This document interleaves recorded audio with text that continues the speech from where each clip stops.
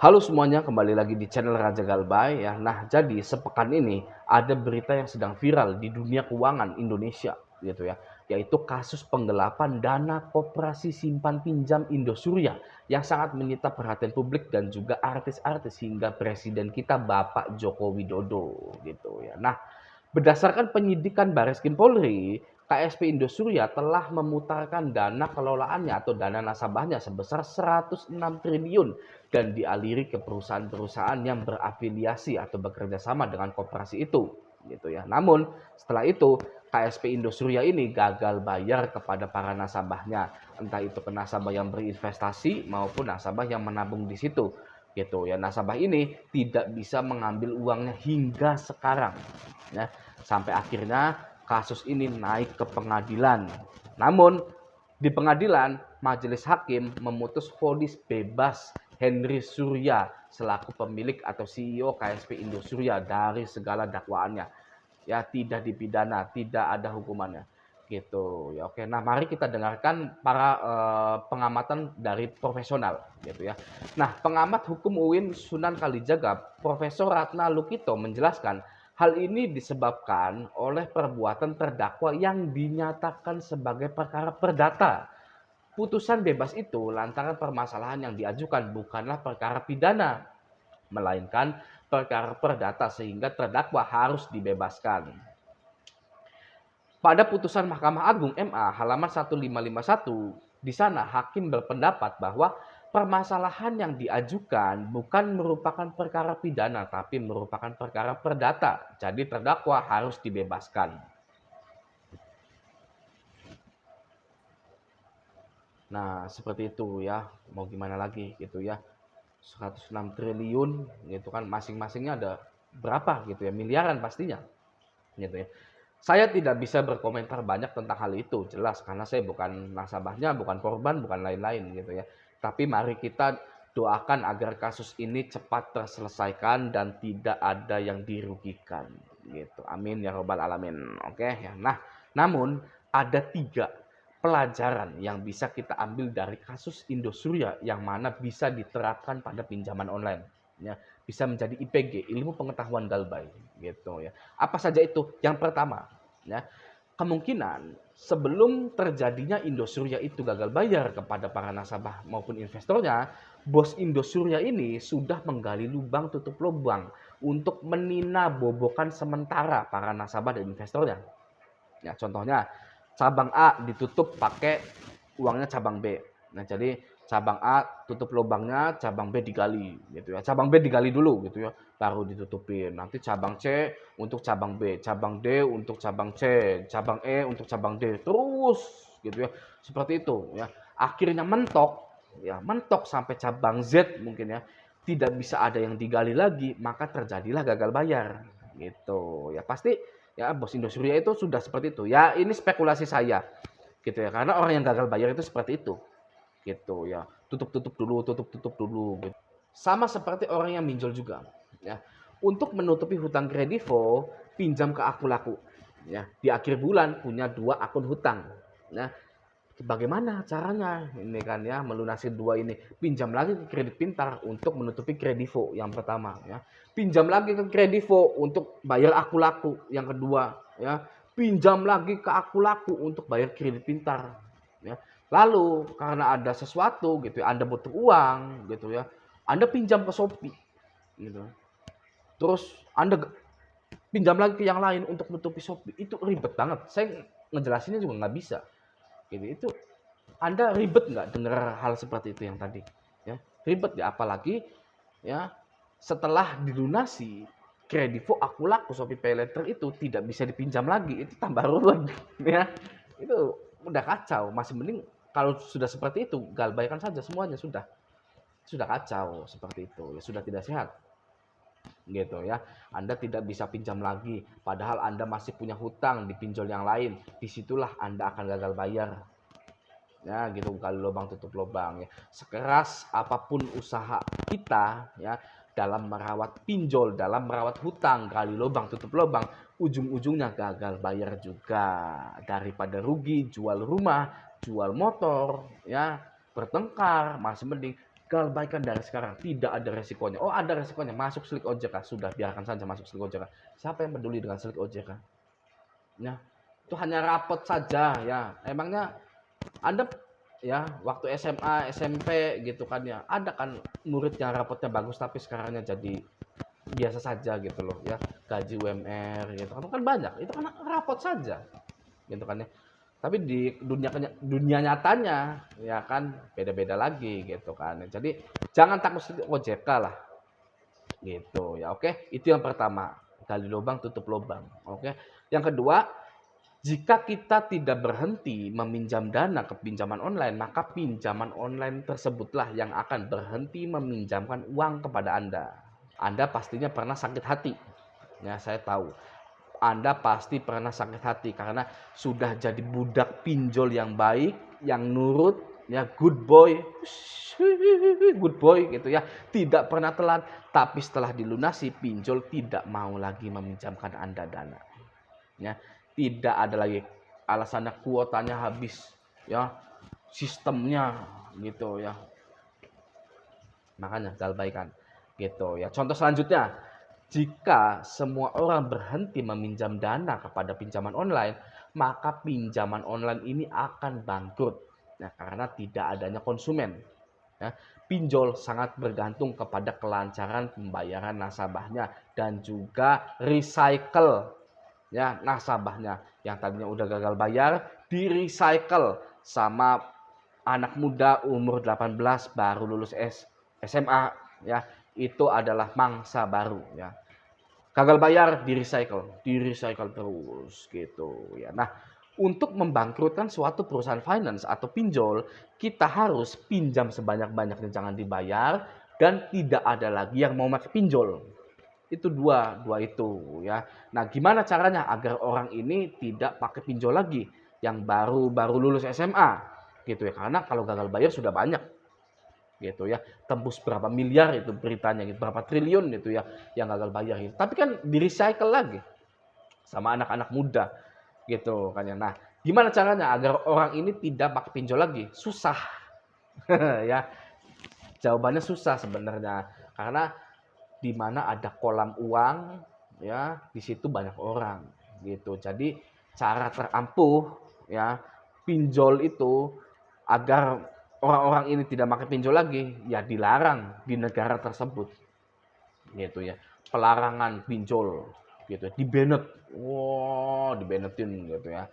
Itu yang pertama. Yang kedua, sediakan platform pinjaman online, namun sistemnya seperti kredit usaha rakyat, ya. Bunga ringan, tenor panjang, pinjam 10 juta, baliknya 10.500.000 dalam jangka 3 tahun, itu ringan gitu ya daripada pinjol gitu ya. Jadi ada dua bagaimana cara ya membangkrutkan perusahaan pinjol gitu ya. Galbay yang banyak semuanya ya atau jangan ada marketnya, jangan ada yang pakai pinjol lagi gitu. Oke.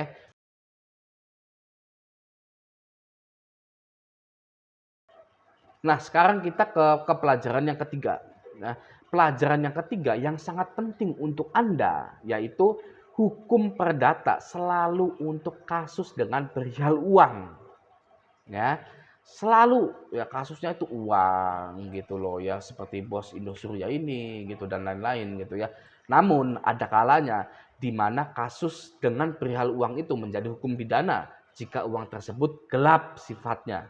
Ya, contoh korupsi, pencucian uang, penggelapan pajak, pencurian uang dan lain-lain gitu ya. Nah, lantas bagaimana jika pinjol mengklaim bahwa Anda sengaja membawa dana perusahaan?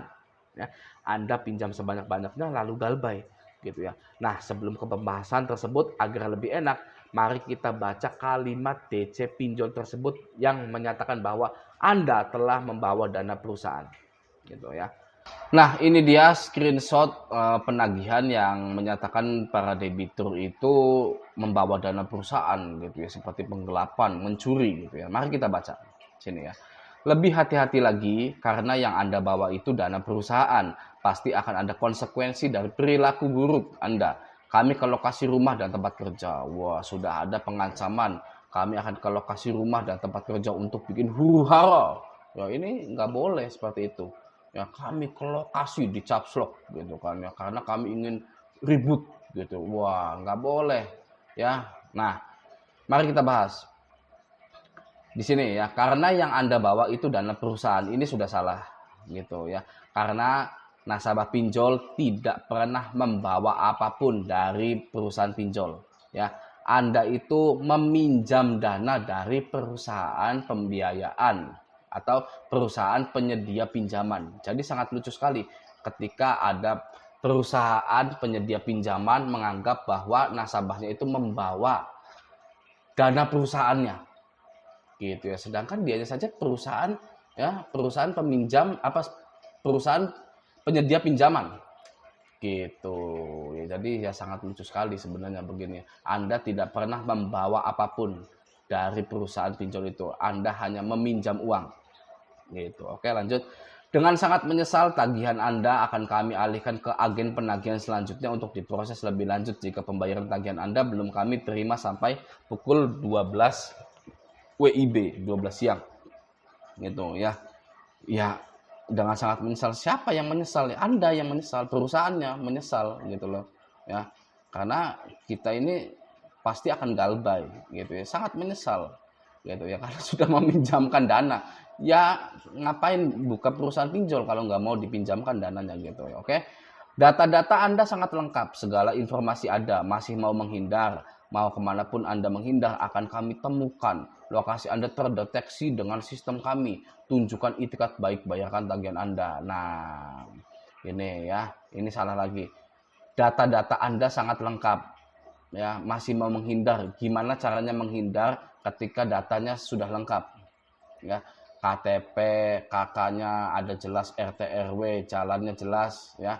Data-data Anda lengkap dipinjol, masih mau menghindar. Siapa yang mau menghindar? Ya, ini hanya mengada-ngada saja begitu ya. Oke ya, jadi jangan termakan oleh kalimat-kalimat picisan seperti ini yang dibungkus sepertinya itu tinggi sekali gitu ya, akan konsekuensinya lah ya kan, dengan sangat menyesal tagihan Anda akan kami alihkan gitu lah. Apa itu kan kalimat-kalimat murahan seperti itu. Oke ya. Saya akan menginfokan apa sih arti penggelapan dana beserta contoh dan pengaplikasiannya pada hutang pinjaman online.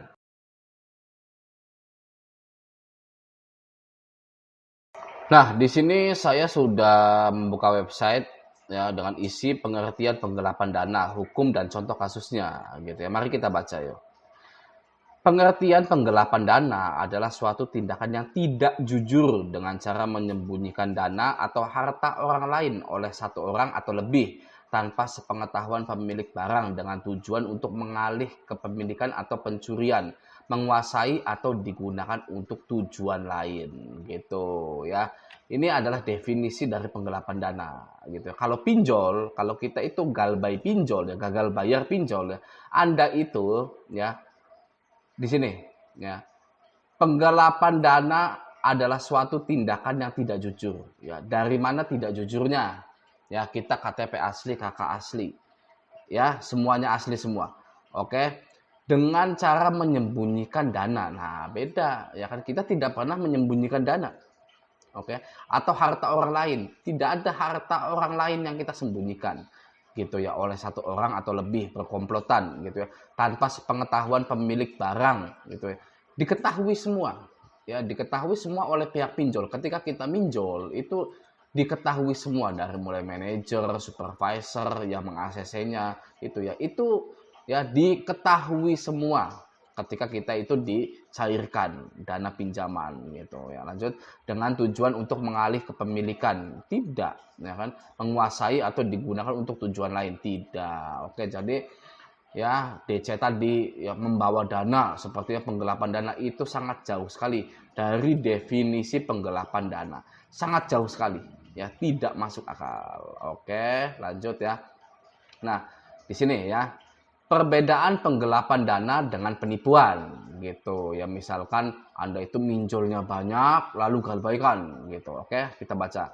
Penggelapan dan penipuan sudah diatur dalam Kitab Undang-Undang Hukum dan KUHP dengan pasal hukum yang berbeda. Berikut adalah penjelasan terkait keduanya, antara lain. Nomor 1, penggelapan dana diatur pada pasal 372 KUHP, di mana penggelapan dana adalah suatu perbuatan mengambil dana dari orang lain, baik itu sebagian maupun secara keseluruhan. Penggelapan dana atas dana tersebut berada di atas tangan pelaku dan penguasanya sudah secara sah. Nah, gini ya, penggelapan dana adalah suatu perbuatan mengambil dana dari orang lain, baik itu sebagian maupun secara keseluruhan. Waduh, saya ngambil dana dipinjol gitu kan ya. Salah ya. Anda itu tidak pernah mengambil dana. Di sini kan ya, penggelapan dana adalah suatu perbuatan mengambil dana dari orang lain. Anda itu tidak pernah mengambil dana dari orang lain, ya. Anda itu masukkan KTP, KK, verifikasi wajah, dan tujuannya untuk meminjam dana dari perusahaan pembiayaan, dari perusahaan penyedia pinjaman. Ya, beda. Ya, seperti itu beda. Seperti yang pasal 372 KUHP ini berbeda sekali. Oke, ya, jelas. Nomor 2, seperti pelaku yang menguasai sebuah dana yang dititipkan kepadanya. Nah, apakah Anda dititipkan dana? Tidak, ya. Anda itu dipinjamkan dana. Beda, dititipkan dan dipinjamkan. Anda tidak dititipkan apapun. Oke. Atau penugasan dana. Nah, Anda juga tidak ditugaskan, ya. Anda tidak ditugaskan dana gitu oleh pelaku sebab tugas atau jabatan yang diberikan, seperti misalkan seorang manajer gitu ya, dititipkan ya, ditugaskan dananya ya kepada manajer untuk ini, tapi tidak amanah gitu ya. Lanjut, tujuan dari penggelapan dana ini yakni guna mempunyai uang atau dana yang dipegangnya tersebut bukanlah milik individu melainkan milik masyarakat umum atau orang lain gitu ya. Jadi sangat berbeda sekali ya. Nah, sekarang mari kita agar lebih plong lagi ya, lebih nikmat lagi. Di sini ada contohnya.